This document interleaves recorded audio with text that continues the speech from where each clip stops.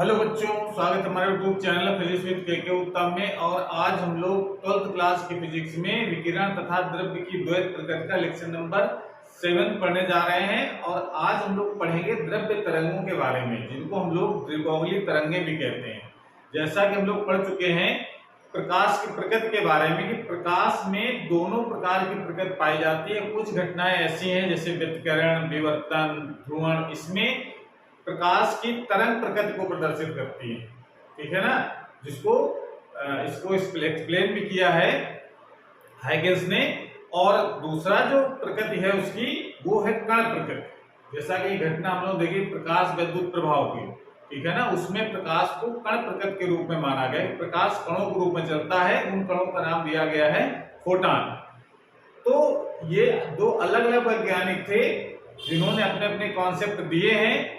Planck का quantum सिद्धांत, ये प्लांक ने दिया है कि प्रकाश छोटे छोटे बंडलों या पैकेटों के रूप में चलता है। और हाइगेंस ने बताया कि प्रकाश तरंगों के रूप में चलता है। लेकिन डी ब्रोगली ने कहा कि दोनों की बातों को एक साथ मिला दिया और कहा कि जब भी कोई द्रव्य कण चलता है, चाहे इलेक्ट्रॉन चल रहा हो चाहे फोटॉन चल रहा हो, वो हमेशा तरंग की भांति व्यवहार करता है। और उससे जो भी तरंग संबद्ध होती है उसको कहते हैं द्रव्य तरंगे। और उन्हीं के नाम पर उनको हम द्विगोलीय तरंगे भी कह देते हैं। तो इसके डेफिनेशन इस प्रकार से लिख सकते हैं हम लोग द्रव्य तरंगों की। द्विगोलीय के अनुसार जब कोई द्रव्य कण जैसे इलेक्ट्रॉन है, फोटॉन है, गतिशील होता है तो वो सदैव तरंग की भांति व्यवहार करता है। द्रव्य कणों से संबद्ध इन तरंगों को द्रव्य तरंगे अथवा द्विगोलीय तरंगे कहते हैं। इसकी जो तरंगदैर्घ्य होती है उसको कहा जाता है द्विगोलीय तरंगदैर्घ्य, ठीक है ना। जो द्रव्य तरंगों की जो तरंगदैर्घ्य होती है उसको हम लोग क्या कहते हैं, द्विगोलीय तरंगदैर्घ्य कहते हैं। तो द्विगोलीय तरंगदैर्घ्य कितनी होती है इसका हम लोग डेरिवेशन भी करेंगे। तो हेडिंग आगे लगाएंगे द्विगोलीय तरंगदैर्घ्य के लिए व्यंजन। क्या इसका फार्मूला निकाल करके आता है। तो इसके लिए हम लोग जानते हैं कि प्लांक के क्वांटम सिद्धांत के अनुसार, प्लांक के क्वांटम सिद्धांत के अनुसार फोटॉन की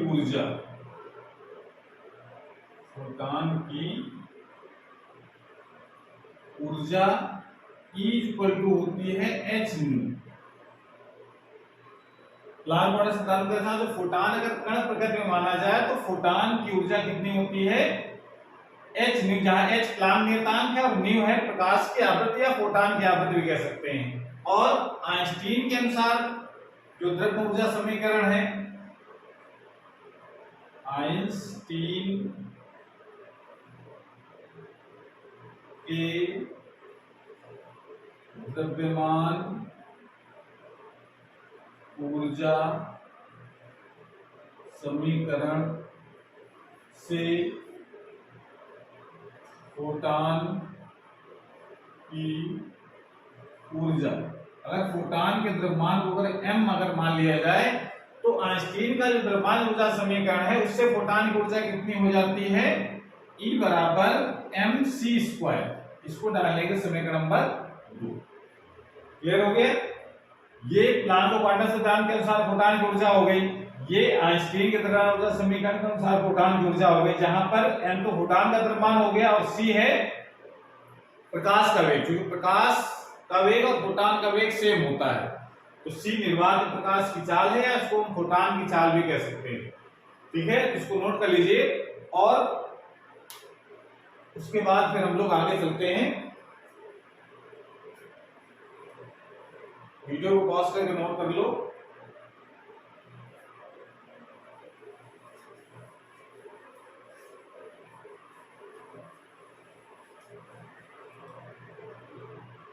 तो जरा समीकरण नंबर 1 और 2 को जरा ध्यान से देखें। समीकरण 1 व 2 से दोनों के लेफ्ट साइड बराबर है तो राइट साइड बराबर कर देंगे। mc square equal to h nu, यहां से m इक्वल टू हो जाएगा h nu upon c square.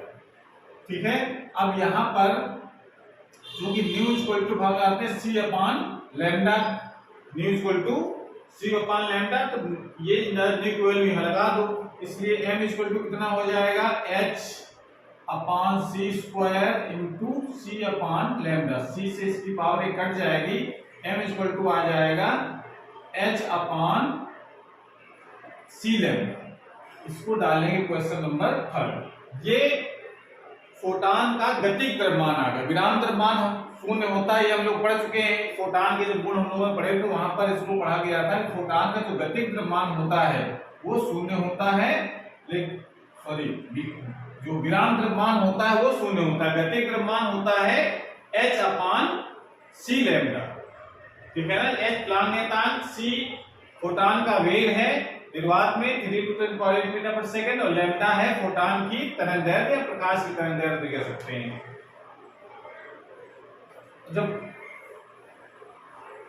द्रव्यमान निकाल लिया फोटॉन का, तो फोटॉन का संवेग कितना हो जाएगा, जबकि फोटॉन का जो वेग होता है वो c है, तो फोटॉन का संवेग, फोटॉन का संवेग यानी p बराबर क्या लिख सकते हैं हम लोग, द्रव्यमान गुणोत्तर वेग होता है, तो द्रव्यमान गुणोत्तर वेग, वेग मतलब प्रकाश का वेग हो जाएगा c, यह m की वैल्यू लगा देंगे समीकरण नंबर 3 से, तो p इक्वल टू हो जाएगा h upon c lambda into c, तो c से c cancel, p equal to आ जाएगा h अपॉन लैम्डा। ठीक है, या इसको इधर आप आ जाइए, इसको यहां लिख सकते हैं lambda equal to h upon p। ये जो द्विगोणीय तरंगदैर्घ्य का ये व्यंजक प्राप्त हो जाता है, और ये समीकरण ऐसा है जो ये प्रदर्शित करता है द्रव्य की द्वैत प्रकृति को। कैसे प्रदर्शित करता है, जैसे हम जानते हैं कि जो तरंगदैर्घ्य होती है किसमें होती है, तरंगों में, तो तरंग प्रकृति को ये तरंगदैर्घ्य प्रदर्शित करता है, और जो p संवेग है, और संवेग किसमें होता है, कणों में, तो इसका मतलब ये जो संवेग है ये कण प्रकृति को प्रदर्शित करता है। तो कह सकते हैं ये समीकरण ऐसा है जो द्रव्य की द्वैत प्रकृति को प्रदर्शित करता है। तो आप यहां पर लिख सकते हैं ये समीकरण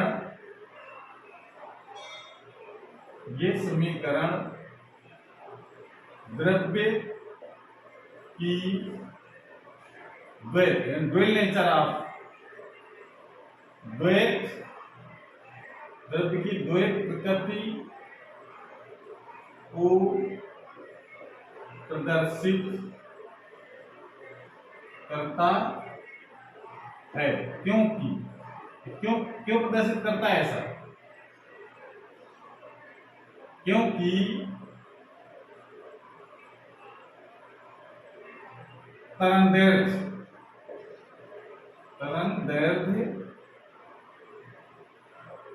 दैर्घ्य लैम्डा तरंग प्रकृति को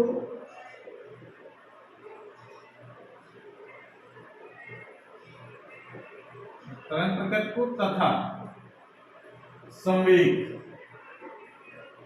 p कण प्रकृति को प्रदर्शित करता है, कण प्रकृति को प्रदर्शित करता है। तो ये समीकरण ऐसा है जो ब्रिगॉगली ने बताया, ये बताता है कि जो प्रकाश तरंगे होती है उसमें दोनों प्रकार की प्रकृति होती है। ठीक है ना, और साथ में ये बताया कि केवल प्रकाश में ही नहीं, द्रव्य का कोई भी कण है अगर गति अवस्था में है तो वो हमेशा तरंग प्रकृति को ही प्रदर्शित करता है। तो अगर हम ये कह दें कि मान लेते हैं प्रकाश की बात न करें, कोई भी द्रव्य कण है, तो यदि कोई भी द्रव्य कण यदि किसी द्रव्य कण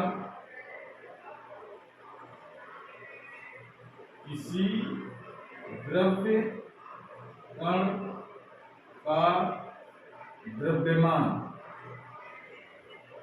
m तथा वेग v है, वेग v है, तो इससे संबद्ध तरंग दैर्घ्य लैम्डा इक्वल टू हो जाए h/mv।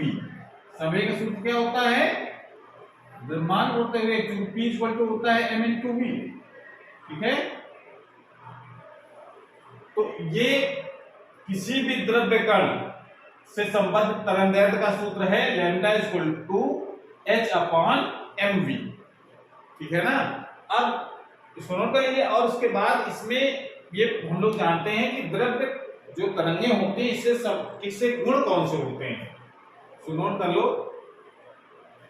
और न्यूमेरिकल के लिए फार्मूला भी आपको याद रखना है, लैम्डा इक्वल टू h/mv, या लैम्डा इक्वल टू ये भी डायरेक्ट आप याद रखें h/p।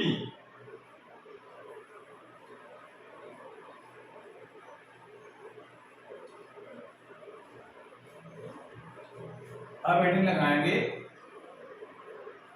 द्रव्य कणों के गुण।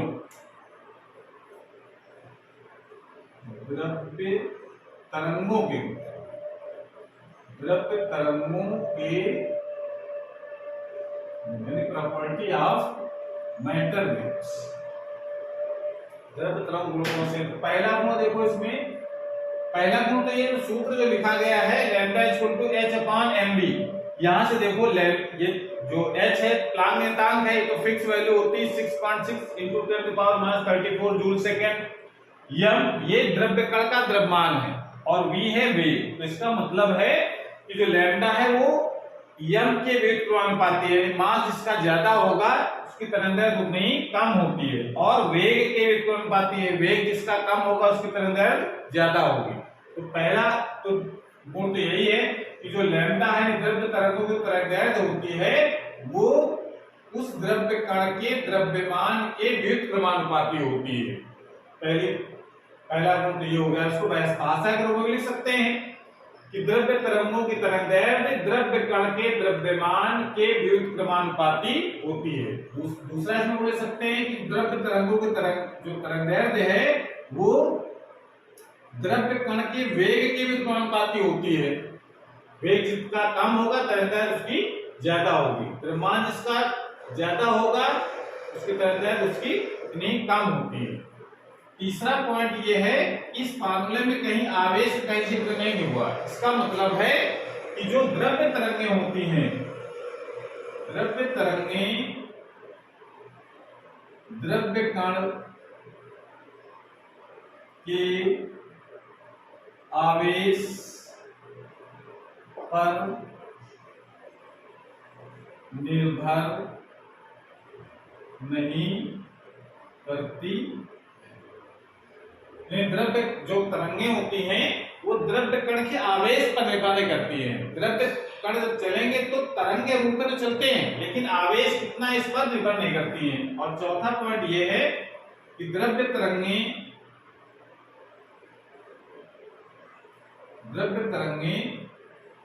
विद्युत चुंबकीय तरंगें नहीं होती है, यानी विद्युत चुंबकीय तरंगें भी नहीं है। ये विद्युत चुंबकीय तरंगें हमेशा आवेशित कणों के उच्च आवृत्ति के कंपन से उत्पन्न होती हैं। तो जब आवेश पर निर्भर नहीं करती है तो इसका मतलब विद्युत चुंबकीय तरंगें भी नहीं है। विद्युत चुंबकीय तरंग की विशेषता होती है कि जब भी विद्युत चुंबकीय तरंग किसी विद्युत या चुंबकीय से गुजरती है तो विक्षेपित हो जाती है, जबकि द्रव्य तरंगें ये विद्युत और चुंबकीय क्षेत्र में विक्षेपित नहीं होती है। तो ये इसकी चार प्रॉपर्टी है, इसको नोट कर लीजिए। उसके बाद हेडिंग लगाएंगे। अगर न्यूमेरिकल के लिए फार्मूला इंपॉर्टेंट है जो हम लोग पढ़ने जा रहे हैं। अभी हम लोगों ने ये तो किसी भी द्रव्य कण की तरंगदैर्घ्य का फार्मूला निकाल लिया, लैम्डा इक्वल टू h/mv। अगर हम अब बात करेंगे कि अगर इलेक्ट्रॉन अगर गतिशील अवस्था में है तो उससे संबद्ध कितनी उसकी तरंगदैर्घ्य होगी, ये हम लोग लगाएंगे। तो हेडिंग लगाएंगे, अगर इसको नोट कर लो। उसकी हेडिंग लगाते हैं इलेक्ट्रॉन से संबद्ध द्रव्य तरंग की तरंगदैर्घ्य या de Broglie तरंगदैर्घ्य कह सकते हैं।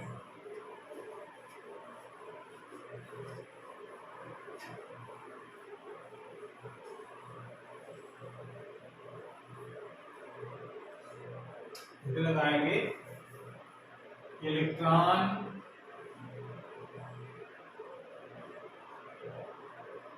से संबद्ध द्विबोगली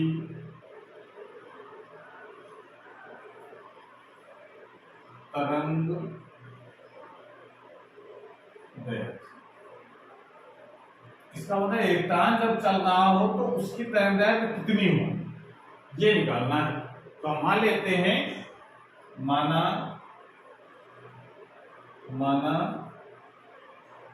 इलेक्ट्रॉन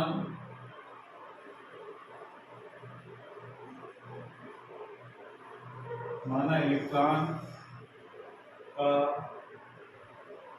द्रव्यमान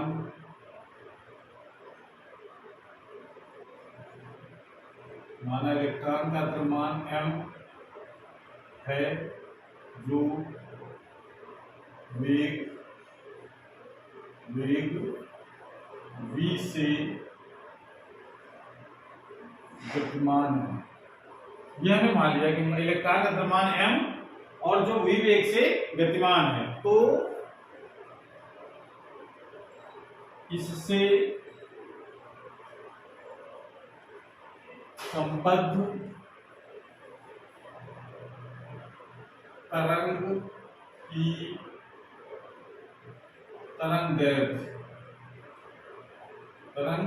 दैर्घ्य यह हम निकाल चुके हैं। किसी कोई भी द्रव्य कण में चल रहा है, वो इलेक्ट्रॉन हो चाहे कोई दूसरा द्रव्य कण हो, चलता है तो उसकी तरंग दैर्घ्य होती है lambda equal to h upon mv।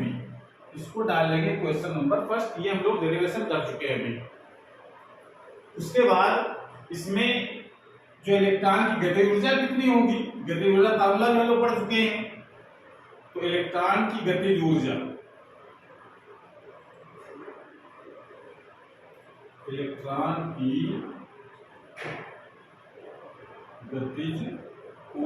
K equal two electron की जो गतिज ऊर्जा होगी वो कितनी होती है 1/2 mv²। इलेक्ट्रॉन के साथ कोई भी कण अगर हम द्रव्यमान का वेग से गति कर रहा है तो उसकी गति कितनी होती है 1/2 mv²। ये भी हम लोग पिछले क्लास में पढ़ चुके हैं। यहाँ से v की वैल्यू जब निकाली जाए तो फार्मूला निकल करके आता है v इक्वल टू आ जाएगा 2k अपॉन m अंदर रूट के अंदर।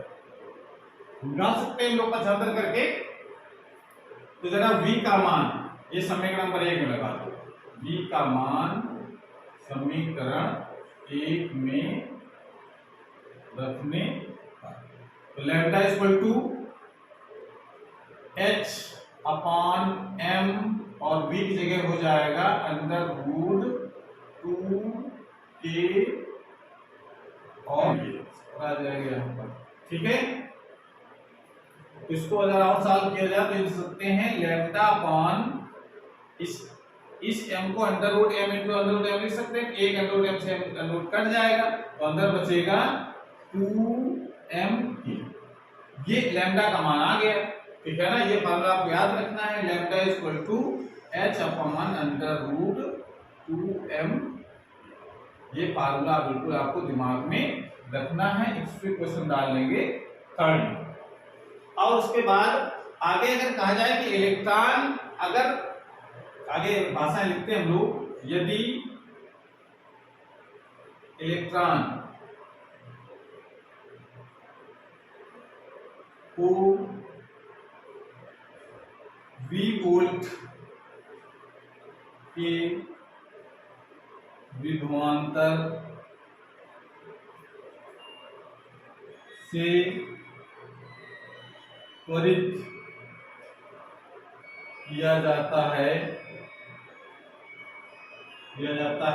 तो इलेक्ट्रॉन की गतिज ऊर्जा K इक्वल टू होती है E इंटू V।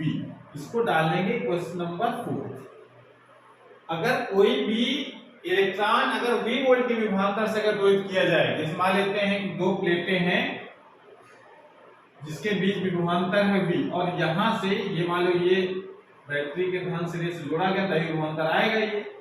तो अगर इलेक्ट्रॉन यहां है इस यहाँ इलेक्ट्रॉन है, ये धन वाली प्लेट है, ऋण वाली प्लेट है, तो इलेक्ट्रॉन जब इस तरफ चलेगा तो अगर विभवांतर v है तो इस इलेक्ट्रॉन को यहाँ से यहाँ तक आने में जो एट्रैक्शन फोर्स लगेगा तो उसका वेग बढ़ेगा, तो कितनी ऊर्जा हो जाएगी अगर शून्य वेग से चलना स्टार्ट करता है यहाँ से यहाँ तक आने में।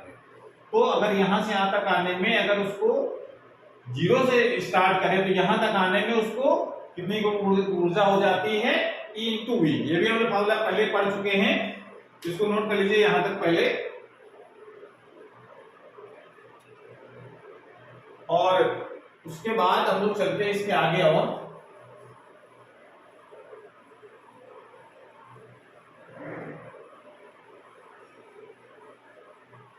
अब इस K की वैल्यू हम समीकरण नंबर 3 में रखते हैं।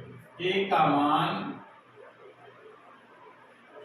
समीकरण 3 में रखने पर 3 में रख देंगे तो लैम्डा इक्वल टू कितना हो जाएगा, h अपान 2 अंडर रूट 2m और k की जगह हो जाएगा e into v।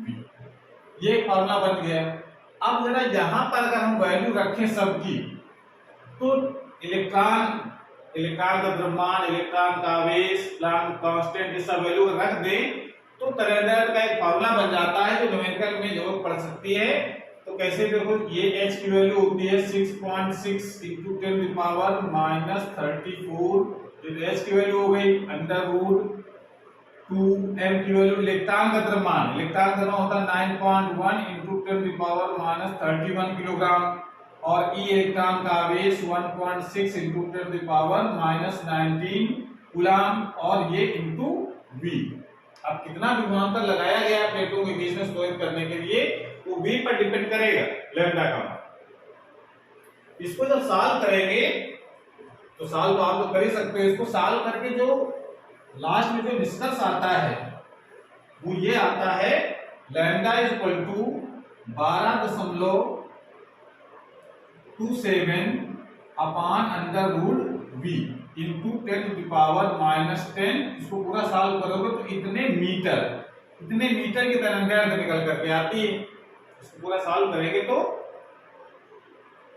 12.27 into 10 to power 10 metre, इसको सॉल्व कर सकते हैं। और उसके बाद इसको अंगस्ट्रॉम में चेंज कर दिया जाए तो उसको लिख सकते हैं 12.27 बटे अंडर रूट v, ये आ जाएगा अंगस्ट्रॉम।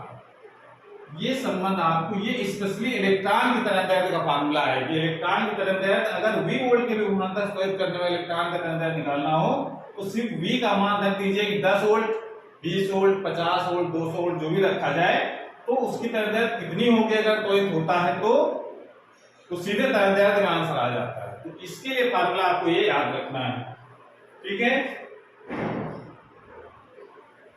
तो इस प्रकार से इस टॉपिक को हम लोग यहीं पर समाप्त करते हैं। अगर ये वीडियो अच्छा लगा हो तो उसको लाइक करें, अपने दोस्तों को शेयर करें, और चैनल अभी तक सब्सक्राइब नहीं किया चैनल को सब्सक्राइब करें, जिससे नए जो वीडियो अपलोड हो उसकी नोटिफिकेशन आपके पास सबसे पहले पहुंच जाए। पढ़ाई करते रहिए। Thank you.